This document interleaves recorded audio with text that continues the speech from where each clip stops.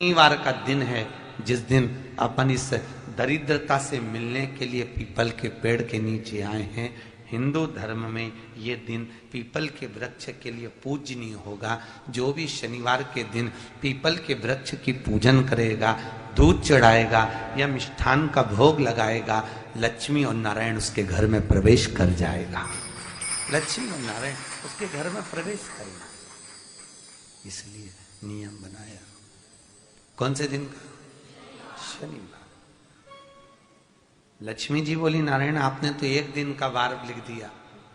शंकर जी ने 7 वार बनाए हैं, रविवार, सोमवार, मंगल, बुध, गुरु, शुक्र और शनि। ये शिव जी ने बनाया।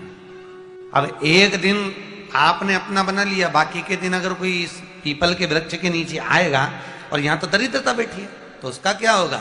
भगवान नारायण बोले, सुन दरिद्रता, तेरे से एक विनती है, अगर कोई भी मनुष्य इस पीपल के पेड़ के नीचे अगर 7 दिन में आता है और उसके हाथ में अगर कोई सामग्री होती है तो तू उसके घर में प्रवेश नहीं करेगी। नियम है पीपल के वृक्ष का, या तो पानी का लोटा लेकर जाओ, कुंकू का चोपड़ा लेकर जाओ, शक्कर लेकर जाओ, या पेड़ के नीचे चींटी को डालने के लिए आटा ले जाओ, पर खाली हाथ पीपल के वृक्ष के नीचे कभी मत जाओ, कभी नहीं। खाली हाथ जाओगे तो दरिद्रता तुम्हारे घर में प्रवेश करेगी। दरिद्रता उठकर खड़ी होकर बोली, नारायण तुमने अपनी मनमानी करी है, एक दिन मुझे भी मेरा चाहिए। भगवान ने कहा, बोल कौन सा दिन चाहिए? दरिद्रता कहती है, रविवार के दिन इस पीपल के वृक्ष के नीचे मैं दिन भर नृत्य करूं, इसमें रहूं, और जो यहां आए रविवार को मैं उसके घर में प्रवेश करूं। भगवान ने कहा, ठीक है। दरिद्रता, रविवार का दिन एक ऐसा दिन रहेगा जिस दिन तू इस पीपल के वृक्ष के नीचे नृत्य करेगी और जो आएगा इस पीपल के वृक्ष के नीचे तो उसके साथ प्रवेश करेगी। मैंने तुझे वर दिया। इसलिए हमारे यहाँ केवल पीपल का वृक्ष अगर दीवार में भी लग जाता है ना, किसी की फैक्ट्री की दीवार में, किसी के घर की दीवार में पीपल का वृक्ष अगर लग जाता है, पीपल का पौधा लग जाता है, उसको कितना भी तोड़ लो वो वापिस लग जाएगा। फिर तोड़ोगे फिर लग जाएगा। अगर पीपल के पौधे को तोड़ना है तो केवल रविवार का दिन एक नींबू, एक मिर्ची और बमूल का कांटा, ये 3 चीजें रखने के बाद में आधे घंटे बाद रविवार के दिन पीपल के पेड़ को उखाड़ कर फेंक दो। दूसरी बार कभी पीपल दीवार में लगता ही नहीं, कभी नहीं लग सकता। केवल एक रविवार का, केवल एक संडे, इतवार का। घर में दीवारों पर अगर पीपल लग भी गया है, इसलिए पीपल के वृक्ष को उखाड़ने का, अगर घर में पीपल लगा हुआ है या पीपल का पौधा हमारे घर में लग गया, उसको उतारना, निकालना, लगाना, तो पीपल के वृक्ष को अगर निकाला जाता है तो रविवार के दिन, और अगर पीपल के वृक्ष को कहीं लगाया जाता है तो सोमवार के दिन या मंगलवार के दिन, बुधवार के दिन, इन दिनों में लगा सकते पीपल के वृक्ष कहीं लगाना। शनिवार का दिन एक ऐसा दिन होता है जिस दिन पीपल के वृक्ष को कहीं जाकर लगाया नहीं जाता, क्योंकि शनिवार के दिन पीपल के वृक्ष के नीचे लक्ष्मी रहती है। हम अपने हाथों से अगर पीपल का वृक्ष किसी दूसरी जगह पर शनिवार को रोपित करते हैं तो हमारे घर की लक्ष्मी अपने घर से छिन्न होकर चली जाती है। इसलिए शनिवार के दिन पीपल लगाया नहीं जाता, किसी के घर जाकर उसको वापस पलटा नहीं जाता। लग गया उसको डाल। प्रभु मेरी धर्म पत्नी को कहाँ रखूं आप बताओ? वो तो जहां यज्ञ होता है, अनुष्ठान होता है, दान होता है, पुण्य होता है, सत्कर्म होता है, वहां जाने को तैयार नहीं। अब करूं क्या? भगवान ने बोला, एक काम करो। दुर्वासा जी बोले, जिसके यहाँ रात्रि में बर्तन झूठे पड़े रहते हो उसके घर में इस दरिद्रता को लेकर तुम प्रवेश कर जाना। जिसके यहाँ रात्रि में बर्तन झूठे पड़े हो वहां लेकर प्रवेश कर जाओ। दूसरी जगह दुर्वासा जी बोले, जो स्त्री घर में दोपहर के समय पर सो रही हो उसके घर में इसको लेकर प्रवेश कर जाइए। जो इस दोपहर के समय में घर पर सो रही हो इस दरिद्रता को लेकर प्रवेश कर जाइए। तीसरा, जिसके यहाँ पर दरवाजे पर कांटे वाले पौधे लगे हों उस घर में इस दरिद्रता को लेकर प्रवेश कर जाइए। दरिद्रता, कितनी सुंदर बात कही है। दाता और विधाता कौन कौन? दाता और विधाता। लक्ष्मी और दरिद्रता के सगे भाई हैं। कौन कौन? दाता और विधाता। दाता को फिटकरी प्रिय है, विधाता को नमक प्रिय है। ये दोनों हमेशा लक्ष्मी को और दरिद्रता को दोनों को समझाते थे, दोनों में प्रेम बढ़ाते थे। आज भी हिंदू धर्म की रीति है, यहां तो ठीक है, जिसके यहां पर भी अगर थोड़ी सी भी परेशानी होती है, थोड़ा सा क्लेश होता है, अशांति होती है, लक्ष्मी नहीं टिक रही हो, काम नहीं बन रहे हो, बहुत प्रयास करा जा रहा हो और हमारा कार्य नहीं होता, तो क्या करते हैं? फिटकरी और नमक को पानी में डाल देते हैं और घर में पोछा लगा देते हैं। आप लोगों ने आजकल फेसबुक पे भी पढ़ा होगा, व्हाट्सएप पे भी पढ़ा होगा। तो क्यों लिखा उसमें? उसका कारण ही केवल ये है कि दाता और विधाता की प्रियता उसमें। माता ख्याति के जो 4 बच्चे हुए, इसमें जो 2 लड़के हैं, दाता और विधाता, उसकी प्रियता उसकी पूर्णता। अब दुर्वासा जी बोले अपनी धर्म पत्नी को वहां लेकर, जहां कांटेदार पौधे लगे हों वहां पर लेकर प्रवेश कर जाइए। कांटेदार पौधों में उस दरिद्रता का निवास हो गया। पीपल के पेड़ के नीचे हम लक्ष्मी जी के साथ शनिवार के दिन आपसे मिलने के लिए आए हैं। शनिवार के दिन जो पीपल के वृक्ष के नीचे दिया लगाएगा, उसके घर में कभी संपदा की कमी नहीं होगी। सारे दिन पीपल के वृक्ष के नीचे हमारा निवास होगा।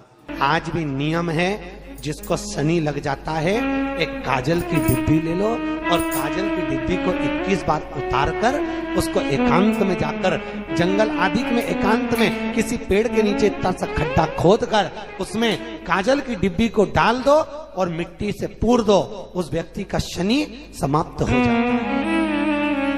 काशी विश्वनाथ का नाम लेकर काजल की डिब्बी को 21 बार उतार कर अगर काशी विश्वनाथ का नाम लेकर शनि वाले व्यक्ति को अगर पेड़ के नीचे दबा दे, शनि समाप्त। शनि उसको शनिवार के दिन जो पीपल के वृक्ष में सरसों के तेल का दीप लगाता है, उसको शनि कभी परेशान नहीं करता। एक बात हमेशा ध्यान रखिएगा, मान लो अगर कोई भारी रोग ऐसा शनि महाराज के कारण हो गया हो, अच्छे काम करते करते उल्टे हो रहे हैं, होते हैं किसी किसी के साथ में, विपरीत परिस्थितियां आ जाती है, अच्छा करने जाओ बुरा हो जाता है, अच्छा कर्म करने जाओ बुरा हो जाता है। तो पीपल के वृक्ष की जो छाल होती है, छाल देखिए, पीपल के वृक्ष में जो छाल लगी होती है, उस छाल को घिसकर चंदन बनाकर भगवान शंकर का स्नान कराकर, अभिषेक कराकर, पूजन कराकर, पूजन कराने के बाद हमें पिपलेश्वर महादेव का नाम लेकर, कौन से महादेव?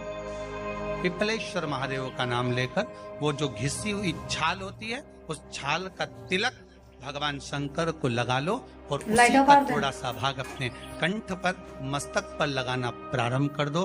धीरे धीरे जो विपरीत दशा है सुधरना प्रारंभ हो जाती है। पर नाम याद रखना, पिपलेश्वर, जम के बोलिए, पिपलेश्वर महादेव।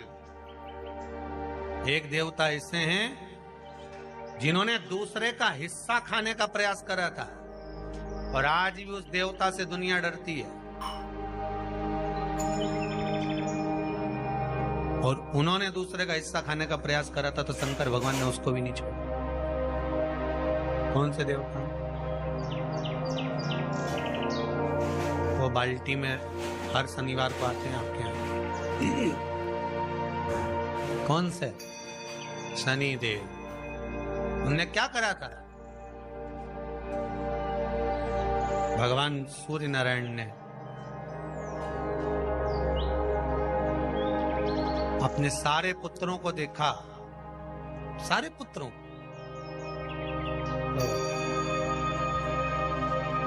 सारे पुत्रों को देखकर आज मेरे सूर्य नारायण भगवान बड़े सुखी, बड़े प्रसन्न। मेरा पुत्र शनि भी श्रेष्ठ है, मेरा पुत्र यम भी श्रेष्ठ है, सब ठीक है। आज भगवान सूर्य देवता ने अपने पुत्रों को बुलाकर कहा, आज मेरा मन कर रहा है कि मैं सारे लोगों का राज्य अपने पुत्रों को बांट दूं, सबको अपना अपना हिस्सा दे दूं। शनि महाराज जी को भी हिस्सा दे दिया गया। अब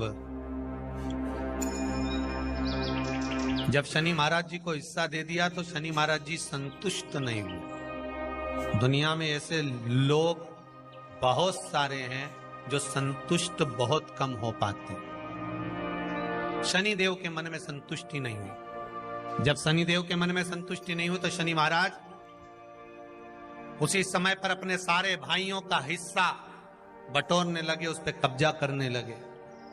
कब्जा करने लगे तो सूर्य देवता की आंख में जल भर गया। कितना तेजवान सूर्य नारायण, कितने तेजवान, कितना तेज भगवान सूर्य के पास में था। पर शनि महाराज को देखकर आज रो रहे हैं। शनि महाराज ने अपने भाइयों के इस हिस्से पर क्या कर लिया। सूर्य नारायण भगवान की आंखों में जल भर गया कि मेरा पुत्र ऐसा कर रहा है। शनि को बुलाया सूर्य नारायण भगवान ने, समझाया पर नहीं माना। किसी किसी की नियत होती है कि इसको इतना कैसे दे दिया, अम्मा ने इसको इतना कैसे दे दिया, पिताजी ने इसको इतना कैसे दे दिया, मैं तो कब्जा करूंगा, दुकान नहीं छोड़ूं, घर नहीं छोड़ूं, ये नहीं छोड़ूं, वो नहीं छोड़ूं। मत छोड़, एक दिन संसार छोड़कर जाना पड़ेगा। तब कहीं जमीन जायदाद छाती पे बांध के ले जाएगा। नहीं माने तो सूर्य देवता ने अपने गणों को भेज दिया, जाओ जरा शनि महाराज को जरा हटाओ वहां से। शनि महाराज को गुस्सा आया और शनि महाराज ने उन सारे गणों को नष्ट कर दिया। सूर्य नारायण रो रहे हैं। भगवान शंकर की पंचायत में सूर्य देव भी हैं, मतलब शंकर भगवान के मित्रों की गणना में सूर्य आते हैं। भगवान विष्णु, सूर्य नारायण, शंकर भगवान, माँ दुर्गा, गणेश जी, ये पंचायत है ना शंकर की, शिव पंचायत। शिव परिवार में कार्तिकेय, गणेश जी, पार्वती जी, शंकर जी, नंदी, ये शिव परिवार।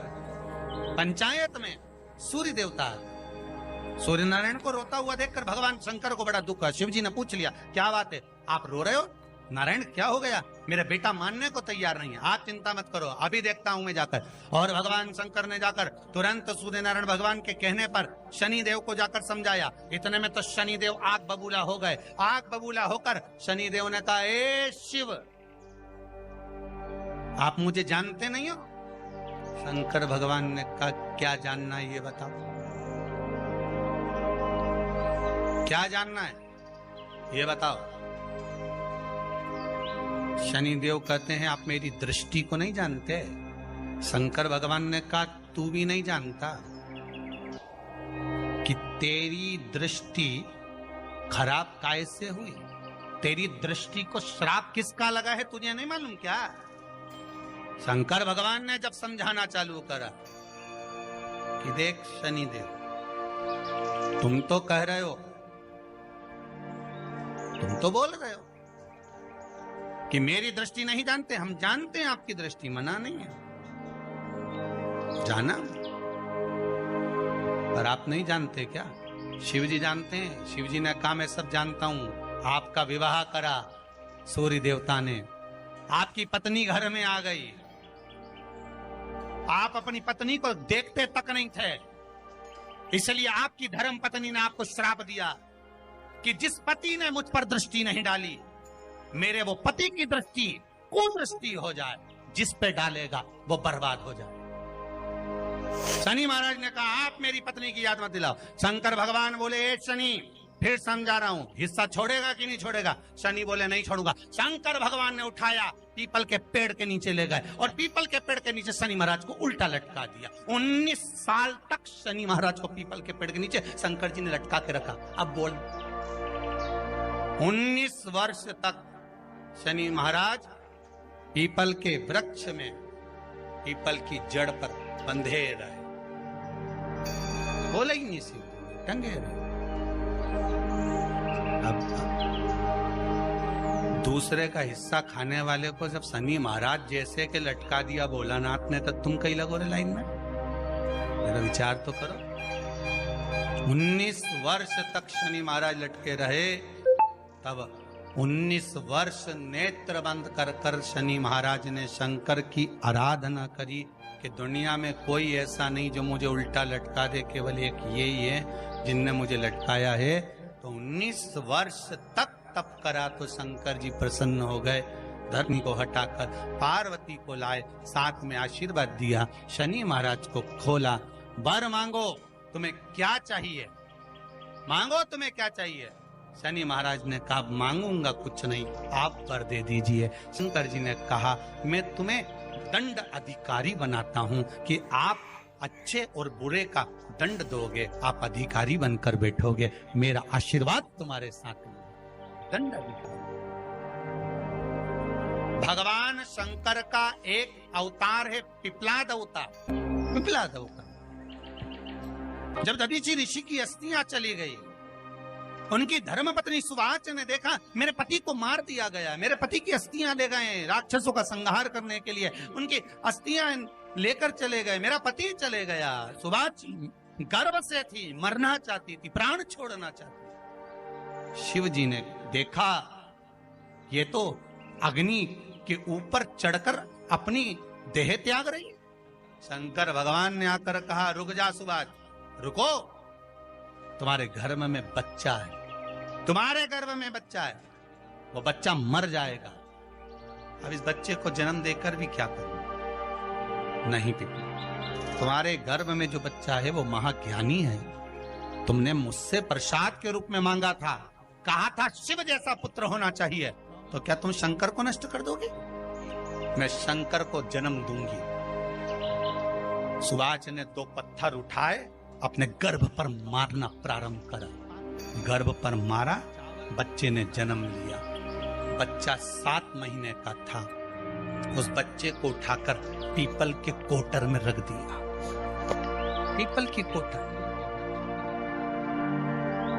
एक गिलहरी पीपल के फल को लेकर आती थी, पिपलाद के मुंह में देती थी। शिव का एक, इसलिए शंकर का नाम ही पिपलेश्वर महा। शिव का एक अवतार पिपलाद के रूप में हुआ। तुम क्यों चिंता करती हो? तुम चिंता मत करो, तुम्हारा पुत्र जन्म दो तुम। और दिया धन सुवाच ने, उसके बाद प्राणों को त्यागा। और उस पीपल के कोटर में अगर भरण पोषण करने वाला कोई था तो वह देवाधिदेव महादेव था। फिर निवेदन करेंगे, माता के गर्भ में बच्चा रहता है, उसका भरण पोषण करने वाला मेरा देवाधिदेव महादेव है। अगर जन्म उसने दिया है तो मृत्यु भी वो देगा। अगर तुमको कुछ ज्ञान दिया है तो अच्छी जगह पर भी वही पहुंचाएगा। आप जो अभिलाषा लेकर आते हैं, बच्चे कहते हैं हमारी नौकरी नहीं है, सर्विस नहीं है, हम इस कॉलेज में पढ़ना चाहते हैं, हम इस जगह जाना चाहते हैं, हम इस पद पर जाना चाहते हैं, बस इतना याद रखना, तुम्हारा भाग्य बुरा नहीं होता। कभी भी याद रखना, संसार में जिसको भगवान ने जन्म दिया उसकी किस्मत कभी बेकार नहीं हो सकती। अगर भगवान तुम्हारी किस्मत बेकार होती तो जानवर बनाकर पैदा करता, इंसान बनाकर नहीं। किस्मत अच्छी थी इसलिए इंसान बनकर पैदा, जानवर बनाकर पैदा नहीं करा। अगर तुम्हारी किस्मत अच्छी थी इसलिए मनुष्य बनकर पैदा हुए हो, इंसान बनकर पैदा हुए हो, मानव बनकर पैदा हुए हो। भगवान को दोष मत देना कि भगवान ने किस्मत बेकार दी है। भगवान ने किस्मत अच्छी बनाई है इसलिए तुझे मृत्यु लोक में जन्म दिया। भगवान ने भाग्य अच्छा बनाया इसलिए तुझे शिव महापुराण की कथा सुनने का मौका दिया। नहीं तो भाग्य में नहीं होती तो कहां से मिल जाती। किस्मत अच्छी है तो भगवान नौकरी भी लगाएगा, धंधा भी करवाएगा, सर्विस भी कराएगा, विवाह भी करेगा, शादी भी करेगा, मकान भी बनाएगा, जायदाद भी देगा, संतान भी देगा। उसने दिया है पेट तो भरेगा वही। हम काय को अपने माथे पर ले। मैंने इतनी पढ़ाई कर ली, मैं इंजीनियर हो गया, मैं ये बन गया, मैंने तो ये कर लिया, उसके बाद भी मैं घर में बैठा हूँ, मेरा छोरा घर में बैठा, इतना पढ़ने के बाद बैठा। जन्म उसने दिया है, भाग्य उसका है, किस्मत उसकी है, तो कहो उसको कि शंकर का भजन कर, मंथन करे, मक्खन निकलेगा और घी भी जरूर बनेगा। धारणा मती, जब तेरे 3.5 करोड़ बार गिनती मत करना, गिनती वो करेगा। तो भज, तो कुबेरेश्वर का स्मरण कर, तू महाकाल का स्मरण कर, तू काशी विश्वनाथ का स्मरण कर, तू महाकाल राजा का स्मरण करके तो देख। शिव का भजन कर, 1 लोटा पानी ले जाकर रोज चढ़ा शंकर जी के मंदिर में जा, समर्पित कर दे। शिव से भजन करने में क्या देरी। नहीं जा सकता शिव मंदिर में जाने में। बच्चों को अगर शर्म आती हो तो बेलपत्री के पेड़ के नीचे पानी चढ़ाया, वो भी नहीं कर सकता तो पीपल के पेड़ के नीचे चढ़ाया, वो भी नहीं कर सकता तो आंवले के पेड़ के नीचे चढ़ाया। पर कहीं जुड़ तो सही, एक बार साध तो सही, बेलपत्र के पकड़ने का प्रयास वाले को। भगवान देवाधिदेव महादेव को जल चढ़ाते हैं, उसके 5 अलग अलग तरीके हैं। बहुत सावधानी से सुनना कथा, आपकी और हमारी जिंदगी की सार्थकता को सिद्ध करने वाली कथा। आज पंजाब की इस पवित्र भूमि पर अगर ये प्रसंग निकला है तो इसको आप अगर सुनेंगे तो आपका जीवन सार्थक होगा। शिव जी को शिवलिंग के दर्शन 5 तरह से जल चढ़ाने का तरीका है। जैसे पंचामृत होता है, दूध, दही, शहद, घी, शक्कर, ये सब पंचामृत के अंतर्गत आते हैं। उसी तरह शंकर जी को 5 तरह से जल चढ़ाने का क्रम वर्णित किया गया। अब उसको समझेंगे, बहुत सावधानी से समझिएगा। पहला, जल लेकर आए, सीधे डायरेक्ट शंकर भगवान के शिवलिंग पर चढ़ा दिया। ये प्रथम जल का चढ़ाने का तरीका। दूसरा,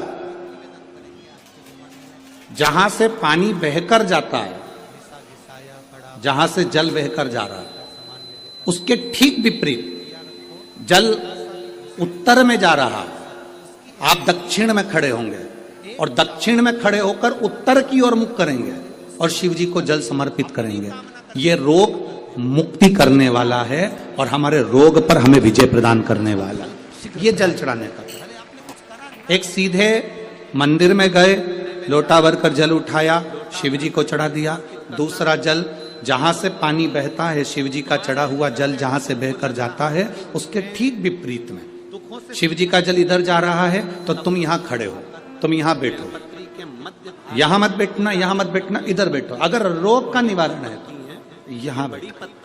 तीसरा, अशोक सुंदरी से जल चढ़ाते चढ़ाते शिवलिंग तक लेकर जाना और शंकर भगवान के शिवलिंग पर पूर्ण जल समर्पित करना। ये तीसरा तरीका। ये कार्य की सिद्धता के लिए हम जब किसी से आस न लगाकर परमात्मा से विनती करते हैं तो वो विनती करने का तरीका। तीसरा। चौथा, शिव जी पे चढ़ा हुआ जल 5 जगह पर समर्पित करना। गणेश जी, कार्तिकेय, अशोक सुंदरी, शिवलिंग और जलाधारी। ये चौथा क्रम है। जब जिस नारी का, जैसे मेरा नाम मोनिका है, मेरे पति का नाम संजय सिंह है, मैं दिल्ली स्वरूप नगर की निवासी हूँ, मेरा फोन नंबर ये है। कहीं बैठी है? तुमने विचार करा अब मैं तो बाबू को लाए हैं क्या? मैं सुसाइड कर लूं तो अच्छा, मैं मर जाऊं तो अच्छा। नहीं लाए, मरने से पहले एक मैं प्रणाम करने के लिए लाई हूं। गुरुदेव, बाबा बाबा बैठिए। बहन, शिव तत्व एक जल चढ़ाने का तरीका। शिव जी को हम जो जल चढ़ाते हैं उसका एक तरीका भी हमारी जिंदगी में अगर हमने उसको स्मरण में रख लिया तो हमारी आराधना करकर देखना कि बेल चंदन का फल क्या हमें सफलता की ओर लेकर चले जाता है। एक सीधे जल चढ़ाना, दक्षिण में बैठकर उत्तर की ओर मुख कर कर जल चढ़ाना, अशोक सुंदरी से लेकर शिवलिंग तक जल चढ़ाना, 5 स्थान पर गणेश, कार्तिकेय, अशोक सुंदरी, जलाधारी, शिवलिंग पर जल चढ़ाना 5 स्थान पर। ये चौथे नंबर का। और 5वां जल समर्पित करना। 5वां से लेकर ये बीच की जो पत्ती है उसमें जो गैप है, उसमें जो जगह 5वें नंबर का, ये 2 पत्ती से लेकर बीच की पत्ती के बीच में जो जगह खाली रहती है, शिव जी को 5वें नंबर का जो जल आता है विराजमान रहते हैं, जो जलाधारी है, ऊपर जिसमें पानी भरा रहता है, नीचे एक एक बूंद टपकता रहता है। बीच की जगह जलाधारी में जल समर्पित कर कर उसी जल को बचाकर अशोक सुंदरी वाली जगह पर थोड़ा सा चढ़ाकर उसी में से जल शिवलिंग पर जब हम समर्पित करते हैं तो हम जिस कार्य के लिए जा रहे हैं वो कार्य सब। बाती का प्रमाण अलग होता है। लंबी बाती क्यों लगाई जाती है? भगवान के मंदिर में दीप में देवियों की पूजन में लक्ष्मी की वृद्धि के लिए। का भगत ऐसा होता है जो एक बेलपत्री के लगती है और कौन से देवता रूप में 33 कोटि देवताओं को 64 किसी देवी की पूजन करो तो लंबी बत्ती आती है। शंकर को कुल देवता की पूजन करो तो लंबी बत्ती आती है। किसी मंदिर में किसी देवता को लगाने जाओ तो गोल बत्ती लगती है, उसका भी प्रमाण है। लंबी बत्ती जहाँ लगाई है, अगर लक्ष्मी के सामने लगाई है तो लक्ष्मी की लंबाई बढ़ती है, लक्ष्मी की वृद्धि बढ़ती है। अगर कुल देवता के नाम की लगाई है तो वंश की वृद्धि होती है। इसलिए हमारे यहाँ अमावस्या पूनम को जो पाटे माटे भराते हैं उसमें गोल बत्ती नहीं लंबी लगाई जाती है, जिससे हमारा वंश बढ़े। हम कहीं गंगा यमुना नवरात्रि में देवी जी की जो बाती लगाई जाती है वो लंबी लगाई जाती है, गोल नहीं। क्यों? क्योंकि जिससे माँ हम पर कृपा बना कर रखे, हमारा वंश खूब बढ़े, हमारे यहाँ लक्ष्मी की वृद्धि है। भूलवश भी स्थिर बाती गोल बाती लगाई जाती है। ब्रह्मा के मंदिर में, इंद्र के मंदिर में, देवता के मंदिर में। तुलसी के सम्मुख में लंबी बाती नहीं लगती, तुलसी के सम्मुख में गोल बाती लगाई जाती है। जल चढ़ जाता है तो देव अधिदेव महादेव जिससे सारे स्थिरता का भाव फल अपने आप प्रदान कर देते। स्थिरता भूल भाव एकांतेश्वर पीपल के वृक्ष के नीचे कभी लंबी बाती नहीं लगती, बड़ के पेड़ के नीचे कभी लंबी बाती नहीं लगती, आंवले के पेड़ के नीचे कभी गोल बाती नहीं लगती। कहीं हमने आंवले के वृक्ष के नीचे लंबी बाती लगना चाहिए। कहीं हम किसी तीर्थ में नहीं गए, हमने कहीं गौदान नहीं करा, हमने कहीं ब्राह्मण भोजन नहीं कराया, तुलसी के पौधे के नीचे लंबी नहीं लगती, कावेरी सरस्वती नर्मदा बातियों का भी छिपरा पुण्यवान नदी में हम स्नान नहीं कर पाए। शिव महापुराण की कथा कहती है भूलवश भी अगर पिपलेश्वर या बटकेश्वर किसी शिवालय पर भूल से भी अगर एक लोटा जल चढ़ जाता है तो देव अधिदेव महादेव सारे तीर्थों का फल अपने आप प्रदान कर देते हैं। भूल से भी चढ़